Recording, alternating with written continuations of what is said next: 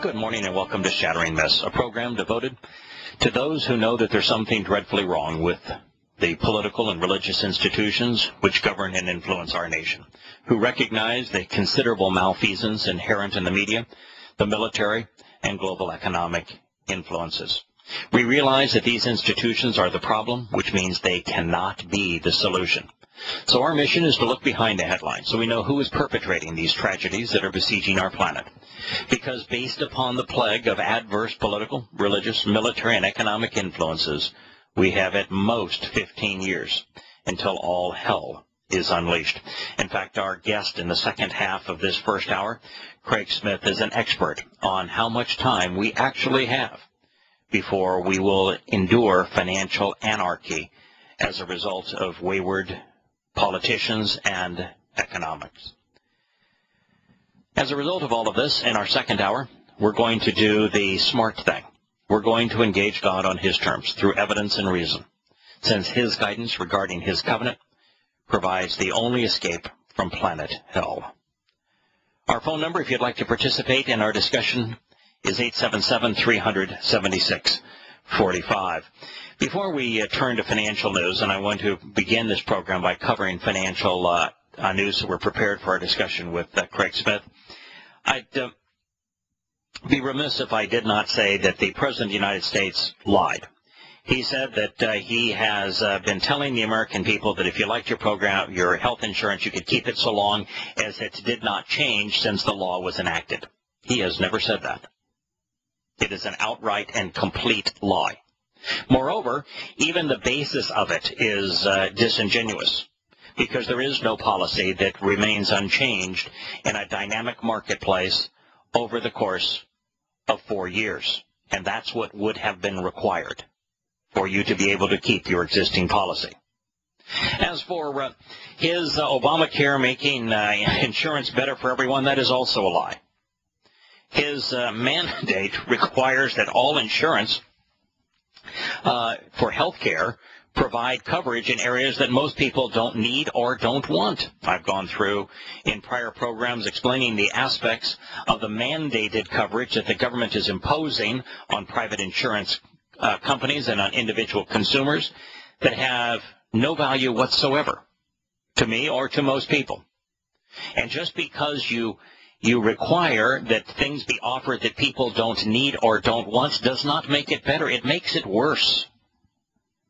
You know, it's kind of like having a car where it is considered better to have crushed velvet put on top of the leather seats, where it is considered better to add the fuzzy dice from the rear view mirror, where it's considered better to have all the windows blacked out, where it's considered better to have spinners instead of standard hubcaps, where it's considered to be better to have neon lights under the undercarriage of the car so it looks cool when it drives by. What if you don't want those things? Why is it better than to have the additions? And why should government be in the position where it mandates what you must have as it relates to health care coverage? When Craig Smith arrives at the bottom of the hour, this first hour this morning, we're going to ask him about the consequence of these mandates, particularly on business as we move forward. Since the topic today is economics, I want to go back to something we were discussing now 2 weeks ago. We spent a full week debunking the myth of man-made global warming. Now, we did so in two ways. One is we've shown that the evidence reveals that over the past 16 years, the Earth has actually cooled, and that rather than there being global warming, if we look at the cooling trend over the last 2 years, it's erased all of the modest warming that took place in the previous 30 years. So over the past 30 years, you've got no change at all. But second, we looked at the history of our Earth, and we went back to the last ice age, 12,000 years ago. And we demonstrated that since the last ice age, there have been 8 global cooling periods, followed by global warm periods. The average duration of these periods is a minimum of about 1,200 years, a maximum of about 1,600 years in duration, half of that being the warm period, the other half being the cold period. The Earth has gone through innumerable cycles like this. These cycles have to do with the sun and with our orbit around the sun, the tilt of the Earth. They have absolutely nothing to do with mankind. We ended the last ice age, the little ice age, approximately 100 or so years ago. Some say we ended the little ice age and began to emerge from it around 1850. Some say 1875. Some say 1900. But nonetheless, the little ice age temperatures on the planet globally were anywhere from 2 to 5 degrees cooler than they are on average. And so we began to move from that period to more normalized temperatures starting around 1850 to 1875. This trend has nothing to do with the industrial age, but has to do with these cycles that have been demonstrated over the past 12,000 years. Proven. Unequivocally proven. Now, the reason that the myth of man-made global warming is being postulated is because of the financial implications.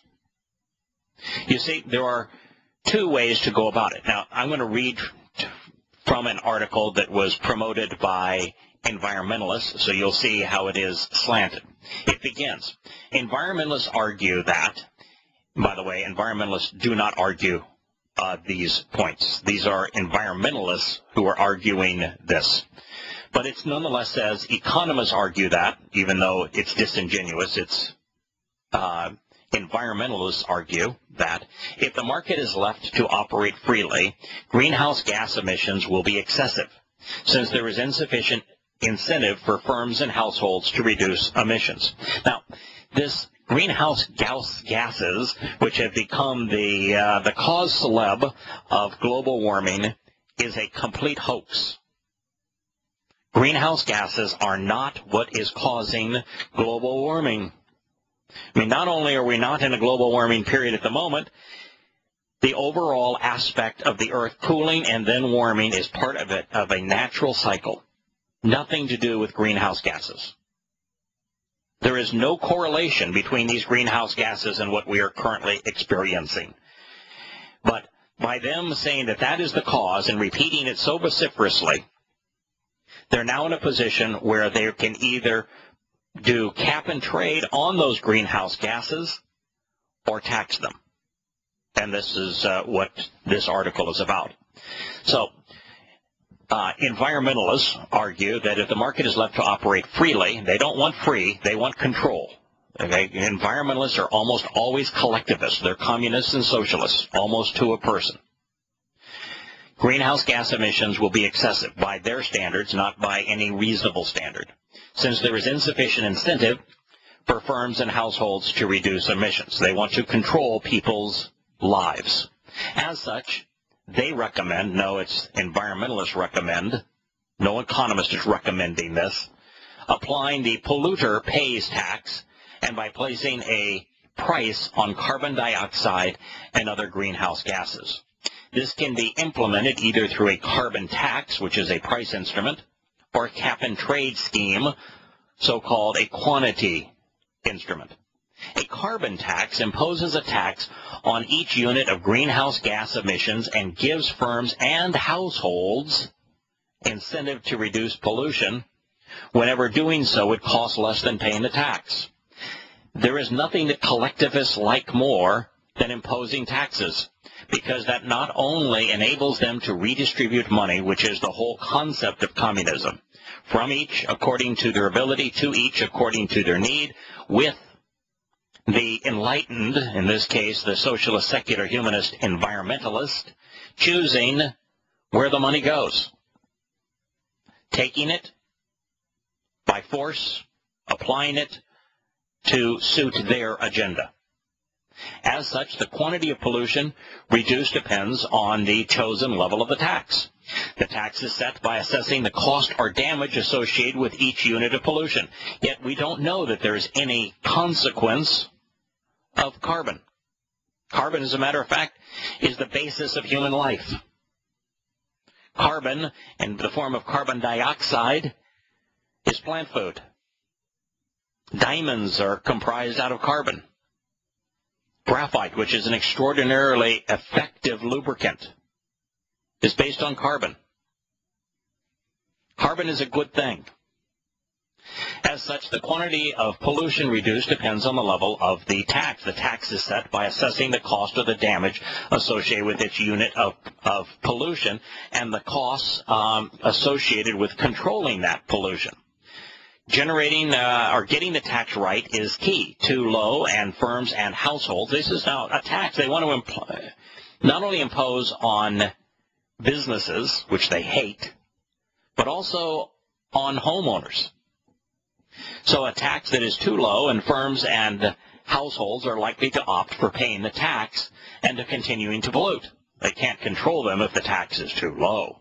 Over and above that is optimal for society. Too high, and the cost will rise higher than necessary to reduce emissions, impacting on profits, jobs, and end consumers.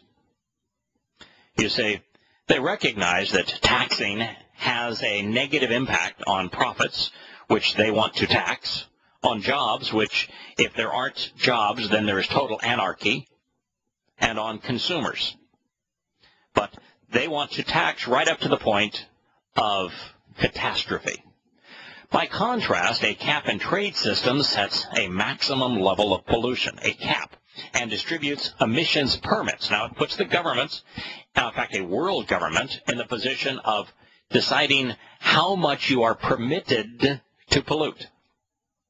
Assuming now that carbon dioxide is considered a pollutant as opposed to plant food. And they choose the firms that get these emissions permits. Companies must have a permit to cover each unit of pollution they produce, and they can obtain these permits either through an initial allocation or auction. During an auction, they would buy them. They would be forced to buy them, another form of taxation. Or they can trade with them among other firms. Since these firms invariably find it cheaper or easier to reduce pollution than others, trading takes place. We'll return to this analysis of cap and trade.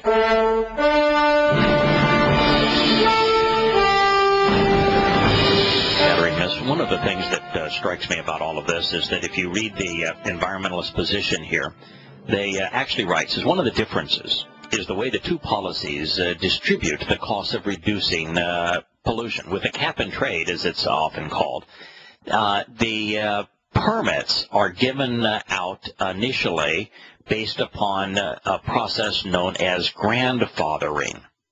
Now, that means that whatever you currently are doing, that is the level that you're able to pollute, and you are grandfathered in at that level. Now, the reason that they do that, even though they hate it, environmentalists hate it, is because you're more likely to get businesses to accept it rather than fight it under those circumstances, because they say, all right, at least we're not paying a tax on what we're currently doing. We don't have an added tax. It's only if we increase that we have to pay an additional burden. You're capped at a certain level.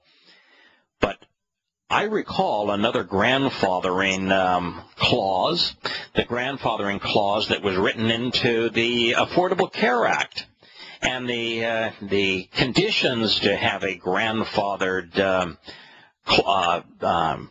policy or plan were written so tightly that it became impossible to actually qualify for the grandfathering. It's the way government actually works. They tell you one thing, and they make certain that that thing is no longer available once it's too late and the law has been passed.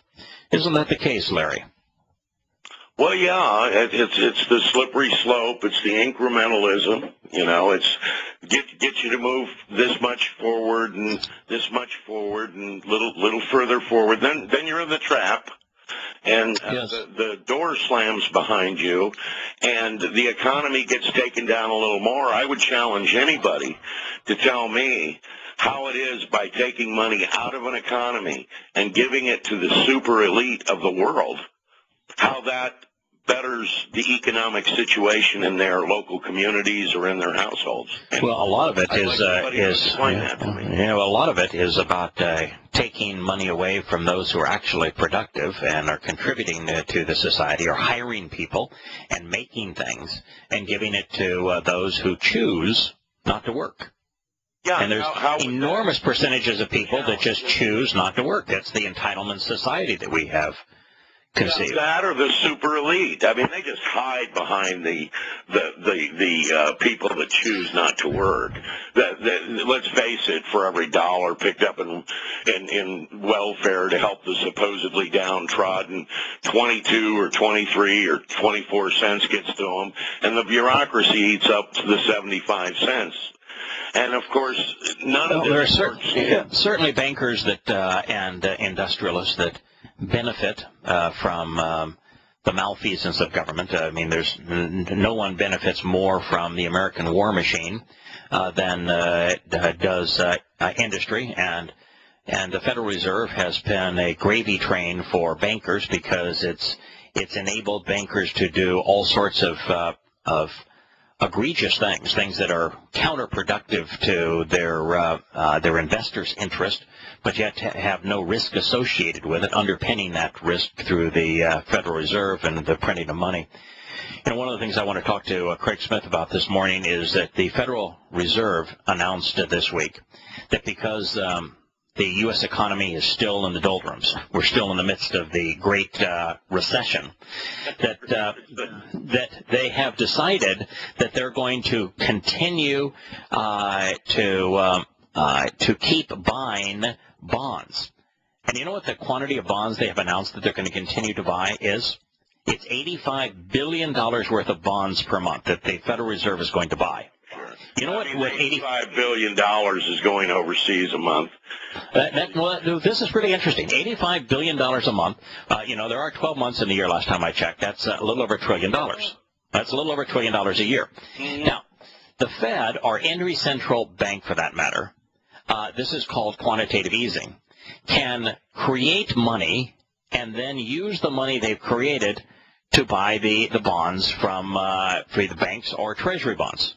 So, pay the debt. Now, so tell me, how are you buying the bond if all you're doing is creating the money that you're using to acquire that bond? It cost you $20 for the ink. You weren't thinking about that. Well, so I mean, I don't get this. The paper cost. How is the Fed? You might have a few $100 wrapped up in every $1 million you do. So you create imaginary money, and you use that imaginary money to buy the bond. So you're buying the bond with imaginary money you don't have. You just create it out of nothing, out of thin air, and you're using that to buy the bond. And you're doing that to the rate of $1 trillion a year. I mean, after a while, this game of illusions, stupid. Maybe it's got to have a serious consequence. You know, it's like playing the shell game. You know, under the 3 cups. Except guess what? There's no marker under any of the 3 cups. Nothing. It is a game of 100% illusion. We'll be back with Shattering Myths and with Craig Smith after the commercial break.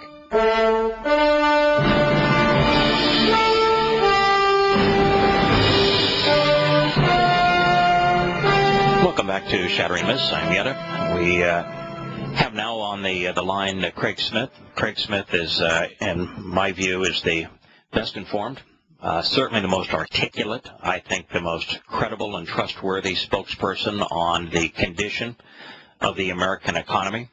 He is the founder and CEO of Swiss America. You can find Craig and benefit from the products that he offers at buygold.com. Craig, it's my pleasure to have you back on Shattering Myths. Thank you, Yada, for that gracious interview. Hopefully I can live up to that. It's having talked to you many times in the past, I can tell you you always exceed my expectations. We have Rod, who's called in from Indiana, who I think has a comment on the consequence of Obamacare. And since Obamacare has such a profound financial implication on our country, I would appreciate if you could entertain his question. This is Rod. Hello, Rod. Hi, Craig. Yada. Good morning. Well, you've got Yada and Craig twice here, so welcome.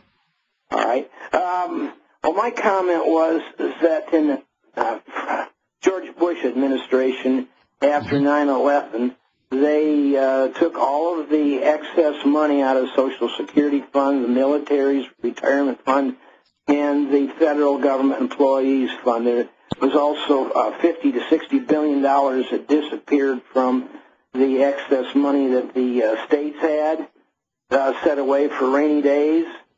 And my thinking, I've been listening to you over the last week or so. You've been talking about the Affordable Care Act. I'm in the bathroom right now to have a quiet room to be in. And somebody just had to get in here, so excuse me. I have to get to another room. Okay. So what I'm thinking is what they could do is use this Affordable Care Act as an excuse to take all of the financial resources, the common stock and the bonds and the cash in banks from the insurance companies. I don't know if they would do that or not, but they've certainly shown the government's shown its willingness to take. Let's let Craig answer that. Do you, before you answer the bigger picture, which is whether or not the Obama administration or America would consider confiscating people's savings as they did in Cyprus, what do you think the consequence is going to be of the Affordable Care Act as it continues to roll out here over the next year? Well, I think it's a little bit early to assess what the long-term implications will be, Yada, but I think if you look at the framework in which the ACA was put together, I think it has a lot of similarities to Social Security, which, as you know, Social Security was doomed to fail from day one because you always have to have more people paying in that are taking out. And for example, in the current Medicare system, the average Medicare person will pay in about $100,000 over a lifetime and get $330,000 worth of benefits. You don't have to be a rocket science businessman or even a mathematician to know that those numbers don't work. Correct. Obamacare is destined to fail, I believe, for several reasons. One, because I don't think you're going to be able to engage younger people in this whole concept of believing that they should be carrying the weight of the elderly, given the fact that their elders caused them a $17 trillion debt. I'm very suspect of it. If you remember correctly, it was sold on the basis that it would give us a budget surplus. Instead, it's going to cost us $3 trillion. So I think Obamacare is going to fall under its own weight. Yeah, I do too, but I think there's another reason for it, which is that 50% of Americans currently receive their insurance via business. And when those policies renew, they will no longer be in compliance with the Affordable Care Act, which requires insurance coverage for many areas that individuals currently do not have any interest in. And as a result, the individuals now that are having their policies canceled by private insurers are having them canceled because they don't cover all 10 areas required by Obamacare, and they're getting new quotes that triple and quadruple their premiums while increasing their deductibles astronomically. What's going to happen when business is confronted with the same choice to either pass on huge deductibles to their employees or have their employees contribute the added cost of that of the insurance, then now that it's mandated to cover all these additional things? Yeah, or three, pay the penalty and dump them into the pools, which I think has always been the idea of Mr. Obama from day one. Right. I mean, Correct. you know, he says one thing and does another, Yada, and you know as well as I do that Mr. Obama, being a progressive on steroids, wants a single-payer system. And I think that this is what this all leads to. They basically say, look, you know, this is not working. These big nefarious insurance companies are taking advantage of the poor little guy. Therefore, we've got to have a single-payer system. If you go all the way back to Woodrow Wilson in 1912, our first openly progressive politician, you will see so many similarities between Woodrow Wilson and Barack Obama. It is just downright frightening. And I think, as Lenin said, the capstone of a completed communist society will be the day that the government provides health care for all of its citizens. Well, we have everything else in place. We have a central bank. We've got debt. I mean, you go right through the list of the communist progressive income tax. We have entitlements across the board. Yeah, the only thing left is the complete control over not only business, but the complete control over one's health care. It's my conclusion that the Affordable Care Act was designed to make private policies unaffordable, so that a private health care policy could no longer be afforded by anyone. And when they try to raise the premiums, the consumer's backlash is going to be against the private health carrier. They're going to go out of business because no one will be able to afford to pay for private health insurance, which will make the government a complete monopoly in health care. And when that happens, your health care will be about the equivalent of going 2 hours earlier to the airport to have all your rights suspended as you wait in the TSA lines to be abused. If you like that, you'll love the government health care plan. Yeah, that's a very, very good analogy, Yada. And I think that we may have a chance of stopping this. And let me tell you why. We're slowly seeing Democrats break ranks. I don't know if you heard the comments of Mary Landrieu out of Louisiana yesterday, but she is basically saying this isn't going to work. She's not going to allow this to happen to the people of Louisiana. And all you need is a few more cracks in the Democratic base. And next thing you know, you do have either a repeal or at least a revision of Obamacare. I doubt we'll see a repeal as long as Mr. Obama's in the White House, but I could see some changes. Now, of course, a year from now, when the employer mandates fall, then I agree with you, Yada. I think that's going to impose a cost on business of all these people that got exemptions that is going to have a profound impact on the economy. And while I was on hold, I heard you talking about the whole idea of quantitative easing. Mark Faber the other day, he said it's $85 billion a month, but it could be $150 billion a month. It could be $1 trillion a month. It doesn't matter anymore because the Fed has painted itself into a corner. And the caller you were speaking to, he says, well, it costs them $20 worth of ink. No, it costs them zero. All they do is add blips to a computer screen, for Pete's sake. Correct. So and that's how we're funding all of this right now, right? It's through basically the mechanism is quantitative easing, because at least as I understand it, and I really would like your insights on this, and we'll go into the next segment on it. As I understand it, the Chinese are in a terrible pickle because they know that the present interest rates on our treasuries are way too low because of the risk involved, because we're essentially bankrupt as a nation. But if the rates on the Treasury bills go up to the proper level, then the trillions that they own of U.S. Treasuries are devalued. And so I see quantitative easing as almost the Fed's admission that they can't sell these bonds anymore. And so they're creating the illusion of money to buy bonds that they couldn't sell on the open market. Is there some truth to that? I've never really thought of it in those terms, but yes, I think that that's a very reasonable assessment of the situation. Of course, quantitative easing was designed, Yada, to keep interest rates artificially low, which causes what's referred to as financial repression. And I think that, I'd have to ponder that a little bit, but yes, I think that that's a very realistic situation. We cannot discount the Chinese in this whole process. Now, we want to talk about how wonderfully we get along with buying their cheap trinkets, but keep in mind they're building a military as we speak. They're hoarding thousands of tons of gold. They're not doing that because they like the little shiny yellow metal. I think they really have their sights set on being a huge, dynamic, economic superpower in the world, one of which we better pay close attention to, because the more funny money we create, the less the money the people are holding on to today is worth. they own us. I mean, that's the reality is they own us, and it's becoming worse. And I see that the reality is that if we were paying on our treasury bills what the interest actually should be for the risk associated with them, it would be the single biggest contributor to our annual debt. Oh, sure. It would be like Greece. You'd see rates go from, 1% to 15% overnight. And 15% on $17 trillion is a lot of money, isn't it? Oh, my goodness. If it went up 2 or 3%, we couldn't afford it. It would take so much of our annual incomes. We have so much going to entitlements right now that if you added increased costs of interest carry, right, it would devastate us, Yada.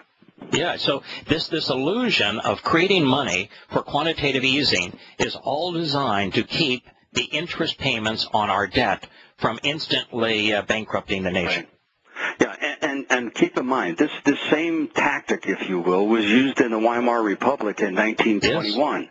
And from 21 through 22, the end of 22, Weimar looked very, very good. They were almost full employment. They were a bustling economy. Things were going very strong. But all of a sudden, that money that was socked away, just like we have on corporate balance sheets today, made its way into the economy. And next thing you know, you had rampant hyperinflation, which devastated the middle class, and basically, in my opinion, set the stage for Adolf Hitler to come in and the rise of the Third Reich. Right. In fact, when we have economic collapse, which we're going to have, because you can't continue to play this shell game. This is nothing but an illusion. It's literally making an illusion out of the currency. If you continue to play that shell game, you are going to have a collapse. We're going to lose our status as a reserve currency. The Chinese are ultimately going to stop buying bonds. The Fed will no longer be able to create money to buy those bonds in this illusion. And when you have anarchy like that, people look to a dictator. Yeah, absolutely. They will look for an answer. There's no doubt about that. And anybody look, if 51% of this country fell for the antics of Barack Obama, I suspect anybody that had a reasonable plan to listen to. Absolutely. And I think we will change radically at that time. We'll talk about how far that might be out. You're listening to Craig Smith. This is Shattering Myths. We'll be back after the commercial break.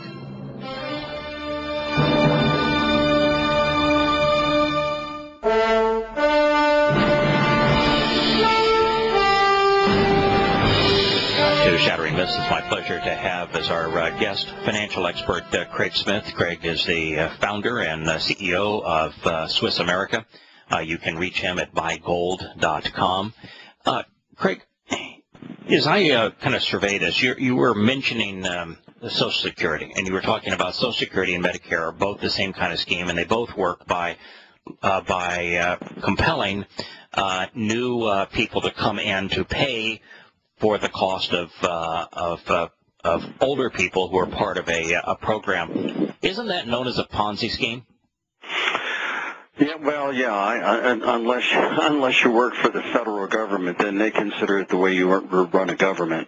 Now, I was thinking about it, Yada, on the break. I wish we could bring the founders back. And have them look at what we did in 1912 and how we decided that we were going to become a welfare state. See, most people don't realize that you can't have a welfare state under a gold standard. That's why they had to eliminate the gold standard so the Federal Reserve could print money like it's water. And you're absolutely correct. We are going to have a collapse. But I think most people think of a collapse as people standing in bread lines and so on and so forth. We've eliminated that. You get a food stamp card in the mail, and it works like a credit card, so you don't see food lines. You get unemployment checks. You get disability checks. I mean, people don't see it. It's a hidden collapse.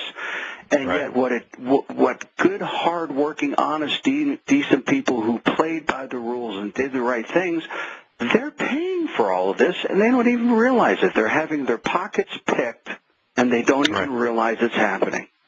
Right. It's redistribution of wealth. The basic communist plot, which is from each according to their ability and to each according to their need. And what they've done is created a dependent society. And a society that is dependent on government is extraordinarily easy to beguile and to control. You bet. And I think that half the people that take the money are happy, and half the people that are giving the money are frustrated. They don't know how to change it because we send the same group of politicians back all the time. And when you have men and women that want to change the system, like a Ted Cruz or Rand Paul, they're demonized, they're vilified. The perfect Saul Alinsky approach, isolate and demonize the opponent that wants to do something to get this nation back on track.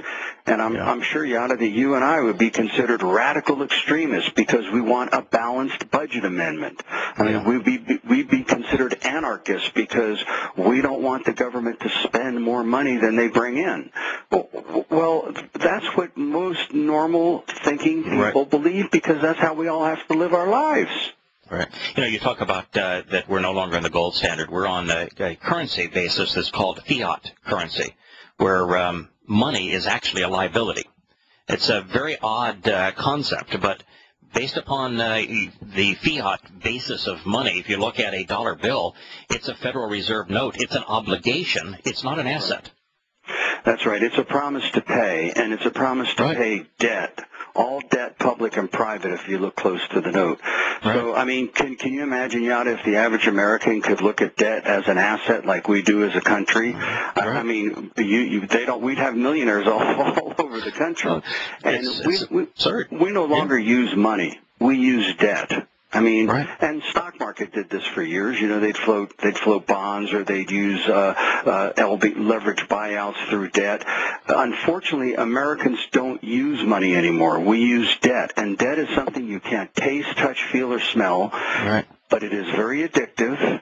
And the only way you can get off of it is if you go cold turkey. And most people are not willing to pay the price that it would take to go cold turkey. My father would never buy a car on time. He'd save up till he could afford a car. Now we buy everything on time. It used to be a car was $29.99, but now it's or $139 a month. Those cars are leased. They're not bought. If you look at the housing collapse, the reason it collapsed is that banks, by government mandate, were offering 105% of the inflated value of the home, and so people were putting down no down payment. Yeah, the Community Reinvestment Act was one of the most horrible pieces of legislation that led to the collapse in 2006 through 2008. And our latest book, The Great Withdrawal, it's the fourth in our series of books, Crashing the Dollar, Inflation, Deception, The Great Debasement, and now The Great Withdrawal. And we show in the final stages of what happens when the American people withdraw from the system. And by the way, your listeners, Yada, if they called our toll-free number, the 800-289-2646, and mentioned Shattering Myths, we'll send them a complimentary copy of the book, The Great Withdrawal, How the Progressives' 100-Year Debasement of America and the Dollar Ends. And it's a fascinating read of what really happened in this country. And it's left us in a no-win situation. It is really only a matter of time. And Craig, we've come to the end of our time today, but I understand you'll be back with us next week. I'd like to speak with you to really how much time we may have left based upon this shell game that we're playing with our economy. I look forward to it. Thank you. This is Craig Smith of Swift America.